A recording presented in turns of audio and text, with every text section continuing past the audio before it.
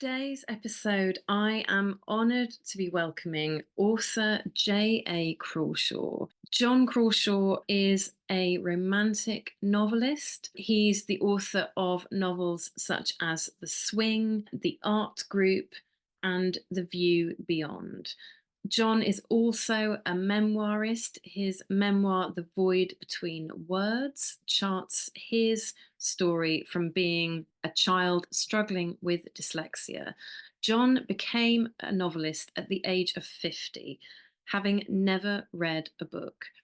His undiagnosed dyslexia, he describes it as a prison with seemingly no escape. He woke with words flowing from his subconscious and was exhilarated to find that he was able to write stories for the first time. John writes for his own freedom and for the liberation of others who may feel different, marginalised, worthless, or in need of change. I'm delighted today to welcome John to the podcast.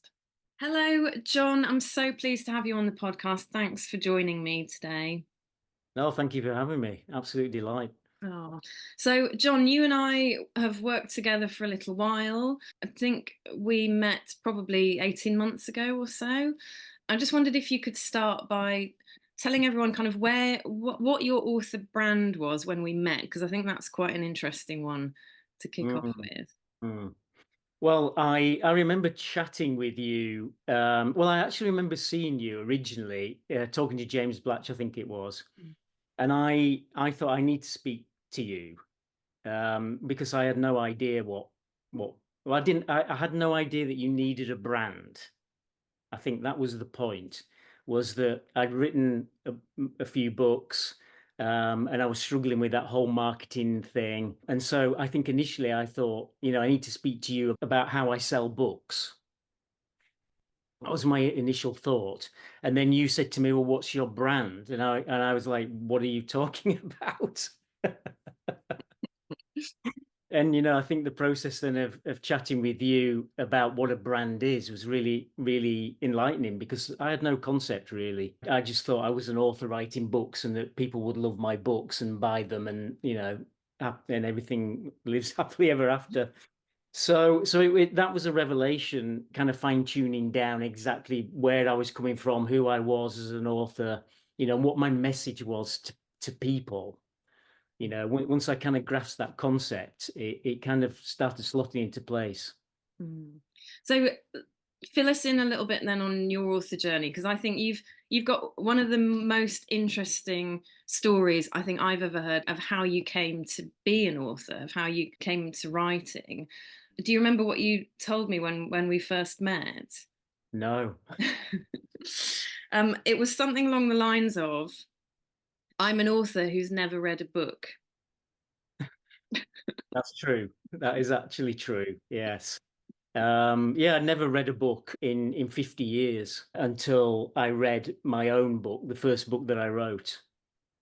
So it was quite a revelation, a little bit scary and exciting. And I knew I was on some kind of journey, but wasn't sure what it was really. Obviously, undiagnosed dyslexia back in the 70s and 80s when I was at school destroyed my confidence with words, literature, books. So they were almost non existent in my life, to the point where I was scared of reading. I developed careers working with nature and trees because I thought that would be a ruse not to have to read and write, and just devised a cover plan really to make it look like I was normal, but get around the fact that I wasn't a good reader, and certainly a writer, and I can't write with a pen now. I'm too scared to write with a pen because I think it's going to get crossed out in red by the teacher, and I'm going to have to go and see her. See me at the bottom was always there, and the dread of having to go and explain why something that I thought was right was wrong. So it was a dread, and I couldn't understand why anyone would want to read a book for pleasure. That just seemed like the most crazy thing. So to wake up in the middle of the night, basically with ideas, poetry at first, and kind of formulating a fictional novel just seemed like the most crazy thing. But I went with it. I've always been a creative, so I recognize that creative flow and can get very excited by it. So I just let it happen. And I think I was sort of mature enough to think, well, actually, what's the worst that can happen if I do that? Mm. So you're now sitting here having published novels and a memoir and another book that I think you'd already published when we first spoke, the first book you ever published. Yeah, I'm actually writing what will be my 10th published book now. Mm.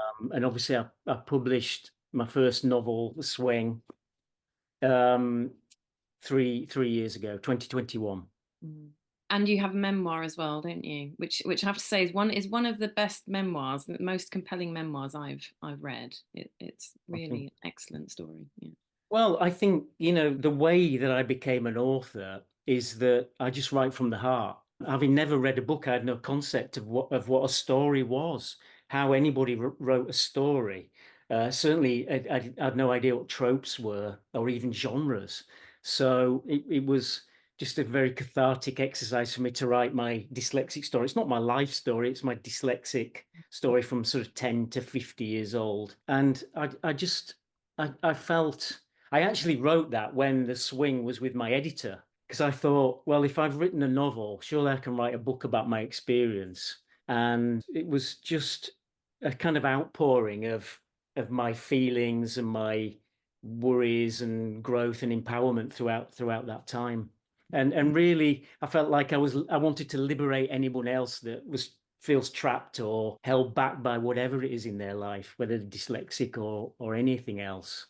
So it was kind of like a big key for everyone else, as well as myself, but for everyone else, just to open those you know cell doors and be free. Take us through the journey then. So the Swing, the novel came first, and that's a romance story, isn't it? Essentially. Well, I've never done anything by the book, so I wasn't writing to market. I didn't even know what genre I was writing, really. Of course, I had no guidance from anything before. I felt I was writing romance because I was writing fundamentally a love story. But when I started talking to people and they were telling me that romance generally has happy endings, and I was thinking, okay, well, that's not necessarily what I'm writing. But I felt, kind of romance is life for me. I'm a romantic at heart. So, it to me it is the ups and downs, the trials and tribulations, you know, should she, shouldn't she, could she, would she, that kind of those dilemmas in life. And of course, the undulations. So it felt like romance. I kind of badged it as romance, but I think actually in reality it's sort of romantic adventure. And I've sort of developed this strapline now, which is plot twists and passion, because of the spicy element to them. And I think that kind of sums up my writing, really.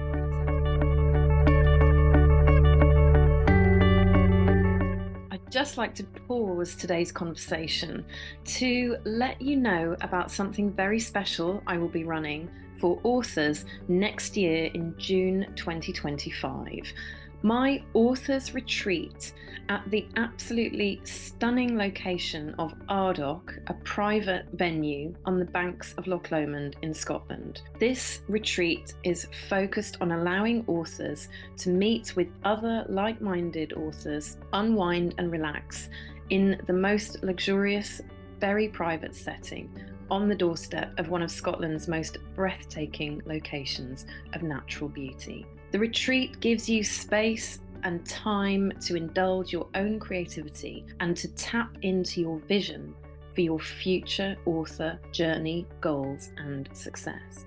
You will be provided with an inspiring, reviving, expansive break away from your everyday world to connect with yourself, your inner creativity, and of course, to have some fun with other authors.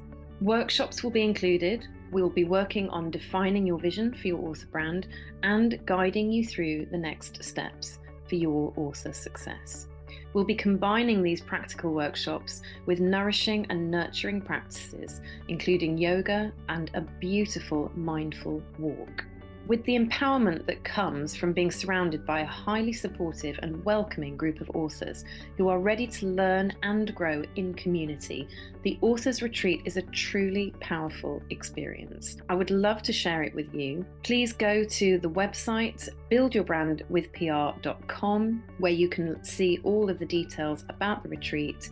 And please do contact me if you have any questions or you could be interested to come along with us. So talk to us then about how have you connected with readers? What has that journey looked like? Well, it was frustrating at first, and I think most writers will probably identify with this. Is that you've written your baby, and you want the world to know about it, but how do you go about doing that?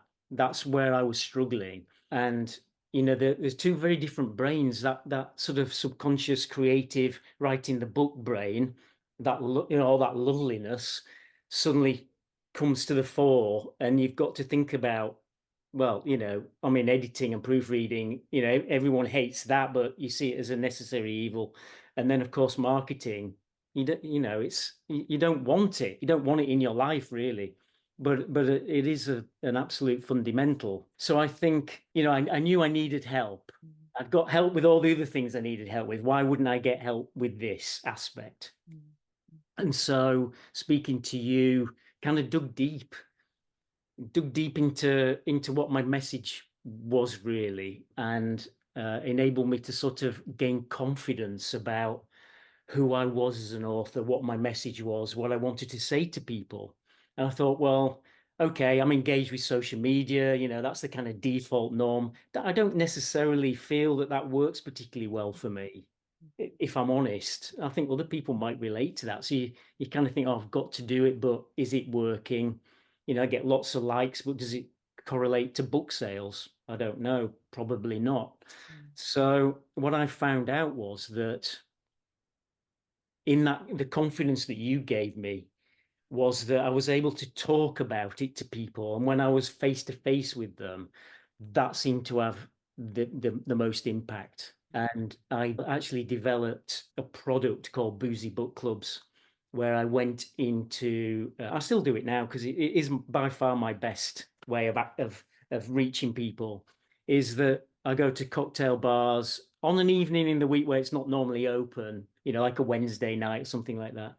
They get a drink, they get a free signed copy of the book, and listen to me talking about it. And it's great. I've got my absolute best engaged, invested readers through that system. And I think when you're listening to podcasts, you're listening to other people with nuggets of knowledge of how to do it. And I'm listening to people saying, well, you need an email list. Okay, well, how do you get an email list? When you've got your mum, your sister, your 15-year-old son on there, just because you want to make it look like you've got people that are interested. You've actually got to get some real people. And what I found is that those live events enable me to reach those people. They got to know a little bit about my backstory and my motives, and trust me, trust in my writing, but also they join the email list. And some of those people have become my ARC readers, because that was another thing. What's an ARC reader? They are they're people that are really genuinely interested in my books, and that's another stepping stone on my way, I think. Yes. And I think that's something that I talk a lot about, is creating that fan base of kind of core readers, isn't it? Who are really invested in you and your books. And they're the ones that are asking you, John, when's the next one coming out, aren't they? They are. I'm actually under pressure right now to get book 3 of the trilogy out, because they want to read it. And that I am a bit surprised by that, because you do go through a stage of thinking, is anybody going to be interested? And then suddenly people are. And I wouldn't say I'm international bestseller yet, but the readers that are invested are really there with me. They've helped me with my confidence. They've even helped to develop stories in some ways, feeding back to me. So yeah, they're valuable, very valuable people. It's wonderful to have that kind of relationship, isn't it? When I say to my authors, get to know your reader, and when that's a new concept for authors, they kind of, look at me slightly with a slightly terrified expression. Yeah. Get to know my reader. How do I do that? But what you've just talked about, it's clearly a process, isn't it? It is, and it's a hard process. It's not an easy thing. It doesn't come overnight. I remember saying to you, when's it going to happen? Yeah. And you said, well, how long have you been writing? I said 3 years, and you were like, that's nothing. It's a hard slog at the end of the day, and it is a business. I want to write more, so I've got to be able to fund that, and therefore it becomes a business. And I think you've got to be prepared to treat it like that, and give it the attention and the energy that it needs. So it's very much small incremental steps at a time. And if you start getting bogged down with not not getting as far as you think you should be, then I think you need to just be aware that it doesn't happen overnight. Mm. You needed to tell me that, and I appreciated that. I'm glad, I'm glad you did. So you're in the online space on social media, etc. We see a lot on social media that kind of speaks to authors saying, you've got to do ads, you've got to do this marketing trick, you've got to use this tool, that tool, you've got to be on this platform. What would Mm, you say to those authors that feel like they're hearing all these different advice? Sometimes it's very conflicting advice, and mm. they're looking for that magic bullet that's going to catapult them. Yeah, yeah. Well, I think first of all, it's very difficult to do any kind of marketing when you've got not much. If you've got one book, or even before you've got that book, it's so difficult. And when people are talking about email lists, and they're talking about going on podcasts and selling yourself through social media, you haven't got much to really give. And I think that's a daunting point to prospect at that point. So I would say, the more you write, the easier it gets, for sure, because you've got more to talk about. But I also think, social media, it is a double-edged sword, really, because you do reach readers. TikTok seems to be my most engaging, I have Mm, to say. mm, Even though I don't really talk about books that much on there. So, that's something that I'm sticking with. And of course, the author brand thing helped me with who I was as a personality on there. I do the talking head thing mainly, and just sort of talk about me and my feelings and what I'm writing about. And I think with that knowledge in the back of my mind of who I am helps me do that. Um, I think you've got to kind of get over yourself, really. And that might sound a bit harsh. I am a Yorkshireman, so I say it, but what I'm confident in being able to say that, in that I think your product. In fact, you're the expert on your product, and so you are the person who can talk best about it. And I think if you can realize that you have the confidence to talk about your book, and even if you're asked questions about it, you can't go wrong. There's no right and wrong. You just talk about you and your process and the story. Then actually, I'm hoping that people will get some confidence from that, and think, what have I got to be nervous about? I'm just talking about the thing that I'm passionate about. yes, yes. Because I think a lot of authors get caught up in, oh, I've got to sell my book now, don't they? And I've got to, we'll do a cover reveal, and we'll talk about the title, and we'll talk about the characters and the plot. But I think Mm. what you're talking about goes much deeper than that, doesn't it? Yes, yes. And I think it's also worth mentioning that traditional publishing has that model where they're arc reading, they've got reviews before it's out, the cover reveal's a big deal, Mm. and then whoosh, it's out on all the shelves.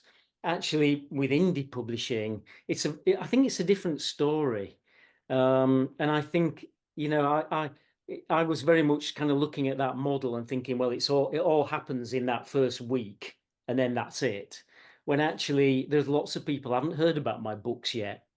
And even though the swing's been out for 3 years, there are lots of people that go, oh, that's new. And I think, oh yeah, it is. Are you interested in it? It doesn't all happen in that first week. Mhm. It's a process of keep going. And even in my local area where I've done lots of, my book clubs and live events and street markets, and that the whole live thing really has become my main thrust. Mm. Is that I thought, gosh, I'm going to give it a bit of a rest because I think people will be fed up of hearing from me. And I meet people and they go, "Oh, do I know you? Are you famous?" And I think, "Where have you been? Yeah. Yeah. You live 3 streets away from me. Surely you know about me." That's there's a lot of mileage in keeping going. Yes, yes. Because we get bored of listening to ourselves, don't we? When you're talking about your books over and over, you think, "Oh, surely that's enough now," don't you? Yeah, absolutely. But the fact is, there are always going to be people discovering you for the first time, aren't there? Yeah, yeah, that was a surprise. I'm really inspired. People will keep finding. And actually, I've been doing some indie book fairs Mm, quite recently. And what I found there is that people have come to me and said, "Do you know what? I'm actually looking for something different. I'm a little bit bored with what traditional publishing's been pushing my way as if that's what I want, when mm, actually I'm looking for new stories, I'm looking for new authors." And I think there's a lot of optimism to be gained there, is that reading's still very popular, if not more popular than ever. And people want to read stories and buy books. So if you're out there and you're talking to people and people are aware of you, they'll buy your book. If they don't know about you, they won't. But the market's there for sure. I can see that. yeah. I think it's really inspiring what you're saying, and I think it's a great reminder. It's as simple as that. If they won't know about your book unless you tell them about it, Mm, will mm, they? no, no, not at all. And I think that's a really hard thing to kind of digest. Is it's the chicken and egg, isn't it? It's like, well, I want people to know about it, but how do I do it? And I think what you've got to do is find what suits you. There'll be lots of different personalities there. And I found this kind of face-to-face talking thing fits well with me. For some people, it might be a social media presence, or it might be, oh, I don't know, so many different personalities there within authors. Yeah. We've talked about kind of indie publishing a bit versus traditional publishing. What would you say is some of the best bits about being an indie published author? I absolutely love being an indie author, and I've got friends who are traditionally published. I see them jumping through hoops. I see them not getting paid very much in reality. I see them having no control over their product, and they seem stressed. Mm, And I think, I've said to myself, if I get approached by a publishing company, what am I going to say? Am I going to let my ego take over and go, "Oh yes, please"? And actually, I think the reality is, I like the freedom that it's brought to me in terms of my life, my writing, my the time to write, but also the freedom with the book covers, with the content, with what I can change within the books, the front and back matter, mm, and also the events that I do. I'm completely in control of my product, my brand. And I like that. And I'm not a control freak by any means. I so that's it. Control is not important to me, but freedom is.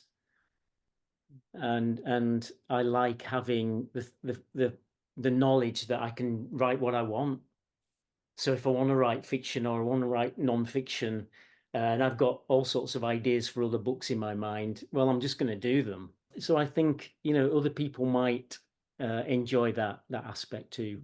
mm, mm. Amazing. So, John, will you tell us a bit about what book releases are upcoming? What can people look forward to from you? Well, as I said, I'm under pressure to get book 3 of my trilogy finished. So The Swing is book 1, and book 2 is out as well, The View Beyond. Very much a sort of life-changing empowerment story for my main character, Charlotte, thrust into a world opposite to what she's used to, and she has to survive and grow and learn and find her inner courage and actually who she is. She has to find her brand in a way. Who am I? What am I doing in this world? And so book 3 will be the end to that story. And I've got a fighting for the cause and really found herself. And maybe in that book she finds the love that she's always been looking for as well. Who knows?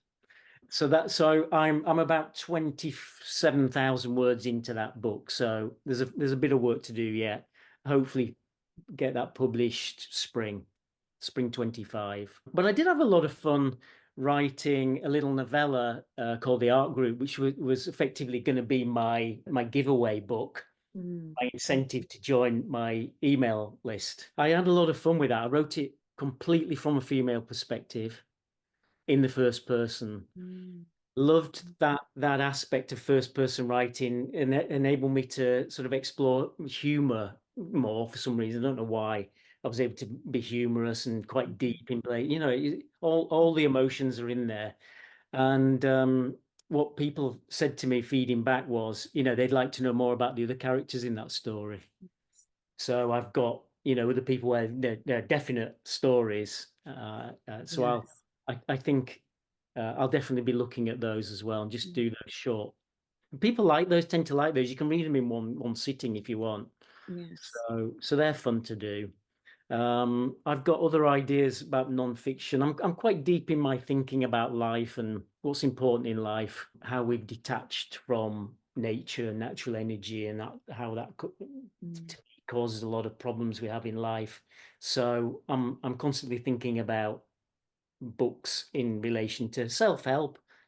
How can you live a better life, really? I love the fact that you've kind of gone between non-fiction and fiction, haven't you? You've crossed both areas. But also what you were saying about the fact that your readers are telling you what they loved about the story and they'd love to hear more about these characters and so on. That's a great example of the relationship that you have with your readers. The fact that they are giving you that kind of feedback. Yes, yeah. Well, actually, in the art group, what I did was when I started getting the initial feedback, people said, "Oh, we were expecting a slightly different ending, bearing in mind what we're used to with you Mm. and your novels. It was a bit tame."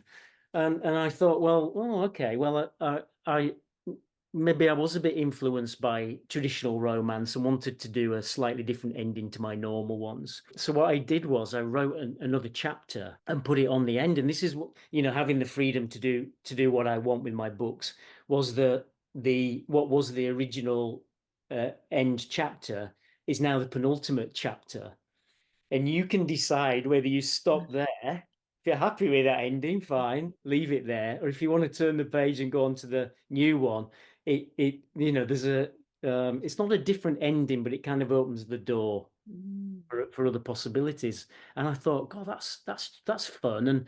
And of course my readers liked that. Yes. Yes. So, that feedback from them was great. Yeah, I love that.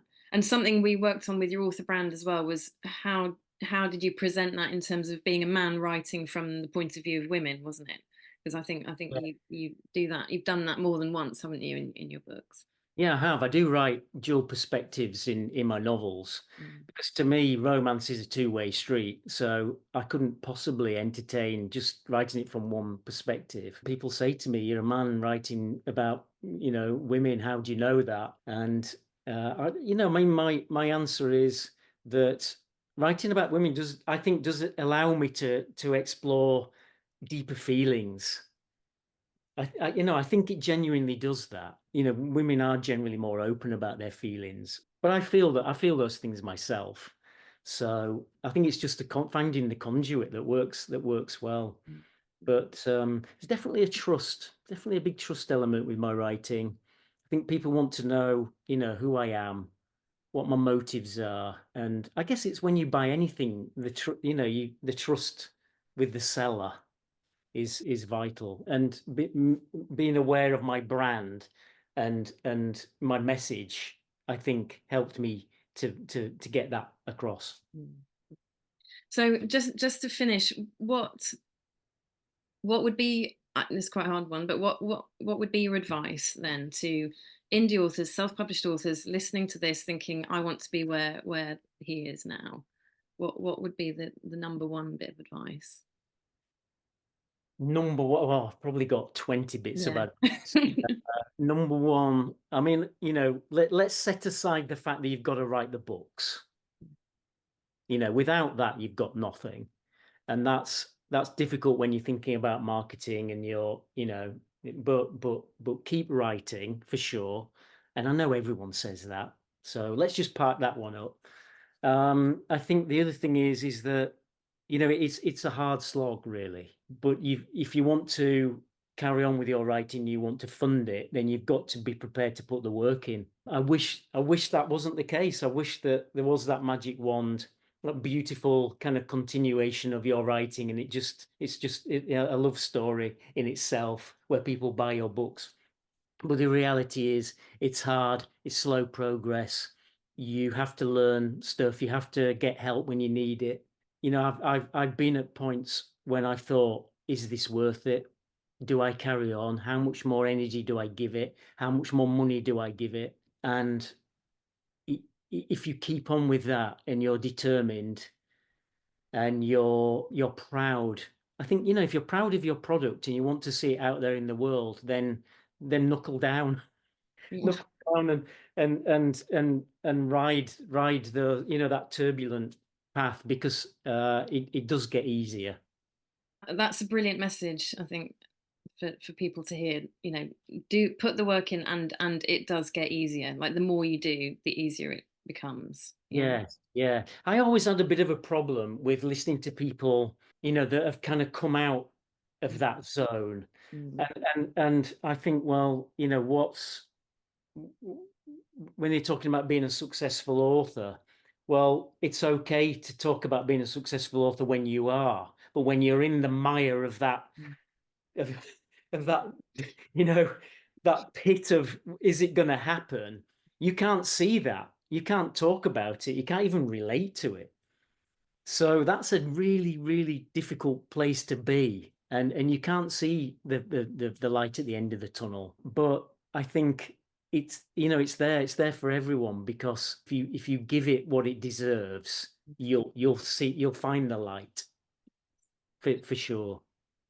Thank you so much. And it's so important to have these conversations about what it's like to be in that middle bit where you're not sure if it's going to work, and you don't know if you're doing the right things, and it Mm. feels hard, doesn't it? It feels difficult. It's so hard. It's so hard. Mm. And I think you can listen to lots of people saying that they've done that, and it's kind of meaningless, really. Other than if you could grasp onto something that they've said that shows you that just keep going and something will happen, then I think don't give up. Yeah. I wanted to give up so many times, and to sit here and say don't give up, I wouldn't want that to sound glib in any way, shape, or form to anyone, because it is so hard. But keep going, stick with it. Yeah. And it's wonderful to see the success that you have now. And I mean, you've travelled such a long way, haven't you, with your author path? And it looks like it's just going to go from strength to strength from here. It looks like it, yeah. I mean, I found my passion with writing. It's a shame I never knew that for those 50 years where I was hiding from it. But it's really been my liberation. It is my freedom to be me. And I think my message to anyone else that's struggling with anything in life, and particularly writing and book marketing, is be yourself, be proud of who you are, and that will come through, I think, with your readers, and they'll trust you, and hopefully they'll like you, and be with you on the journey. Fantastic. So thank you, John, so much for talking to me. I think this conversation hopefully is going to be really interesting and inspirational for people to hear. Can you just remind us, if people want to read any of your work, what should they look for?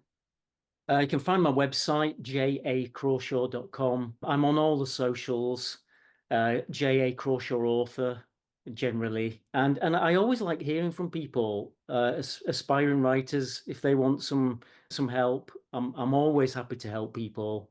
And of course, if people want to buy my books, they can buy them on my website, Amazon, all the Mhm. usual outlets. But yeah, I love that feedback too. Great. Thank you, John. Thanks so much.